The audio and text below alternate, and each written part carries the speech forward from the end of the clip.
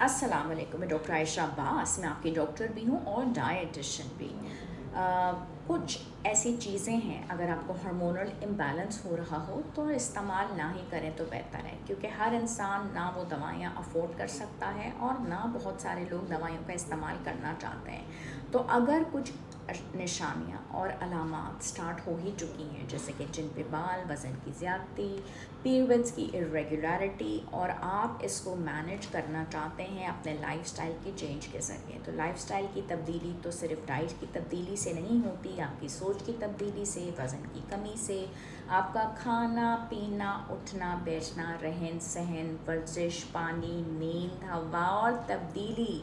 तो जनाब, आपने सबसे पहले फ्राइड और फास्ट फूड्स जो हैं उनको छोड़ देना है, क्योंकि ना सिर्फ ये आपको वो इन्फ्लेमेशन प्रोड्यूस करते हैं आपके, और डिस्टर्ब करते हैं आपके एस्ट्रोजन हार्मोन को, और आपके जो टेस्टोस्टेरोन हार्मोन लेवल हैं उनको वो बढ़ा भी सकते हैं, डिस्टर्ब भी कर सकते हैं। तो उनसे तो आपको जान छुड़ानी है। फिर उसके बाद आपने अपनी जान छुड़ानी है सफ़ेद चीनी से, जिसको कि हम वाइट पॉइज़न भी कहते हैं। और ये वो वाइट पॉइज़न है जो कि स्पाइक करेगा आपके इंसुलिन लेवल्स को, कोर्टिसोल लेवल्स को, और ये आपके जितने भी हार्मोनल इश्यूज़ हैं, जैसे कि पॉलीसिस्टिक ओवेरियन सिंड्रोम, इसको बढ़ा देगा।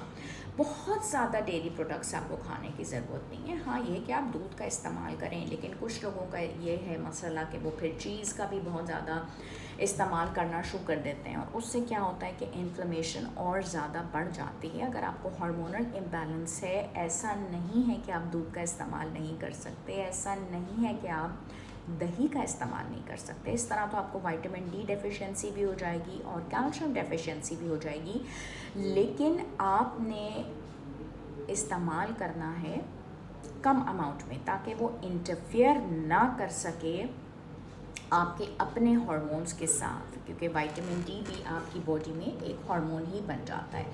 साथ ही साथ आप परहेज़ करेंगे जनाब प्रोसेस फूड से। जितने भी आपने प्रोसेस फूड्स हैं और बर्गर्स हैं और पिज़्ज़ाज़ हैं और कोलास हैं, इन सब से बचना है। पैकेट चीज़ों से आपने बचना है, और जितने भी फूड्स जिसके अंदर प्रिजर्वेटिव्स होते हैं, एडिटिव्स होते हैं, उन सब से आपने बचना है। ये सब आपको डिस्टर्ब करेंगे, आपका वज़न बढ़ाएंगे, और वज़न बढ़ाने से ऑलरेडी आपके सब हार्मोन्स जो पहले ही डिस्टर्ब्ड हैं उनके लेवल्स और बढ़ेंगे, कॉर्टिसोल और बढ़ेगा, और ज़्यादा वज़न बढ़ेगा, और आपके हार्मोन्स और ज़्यादा जो है वो डिस्टर्ब होंगे, और सारे हार्मोन्स और ज़्यादा आपके उनकी जो वैल्यूज़ होंगी वो डीरेंज हो जाएगी।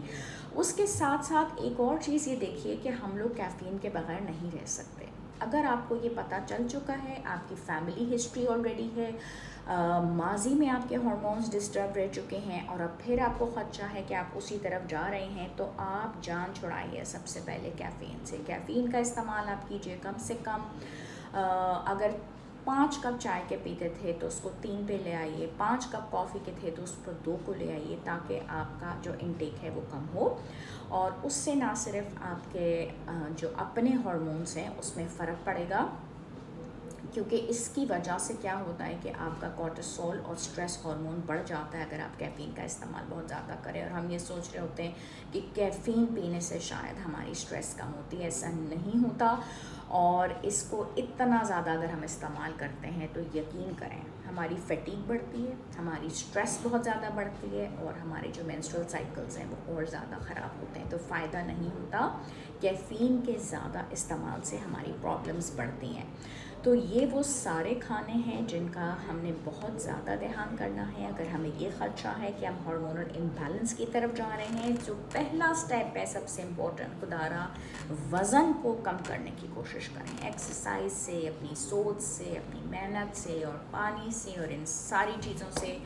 तो इंशाल्लाह आप देखिए कि आप कितना अच्छा फ़ील करेंगे। साथ ही साथ आपके thyroid hormones level, vitamin D level, HbA1c, fasting serum insulin levels, ये ठीक होने चाहिए, विटामिन डी लेवल्स ठीक होने चाहिए। तो ये वो बेसिक चीज़ें, बेसिक हार्मोन्स हैं जो आपके अगर ठीक होंगे, आप रहेंगे फिट फैट, बहुत अच्छे से आप काम कर सकेंगे। डॉक्टर आयशा को दुआ में याद रखिएगा। कराची में मैं होती हूँ, साउथ सिटी हॉस्पिटल में, अल खलीज टावर्स बहादराबाद में, और डॉक्टर्स प्लाजा दो दरबार में। शुक्रिया एंड अल्लाह हाफ़िज़।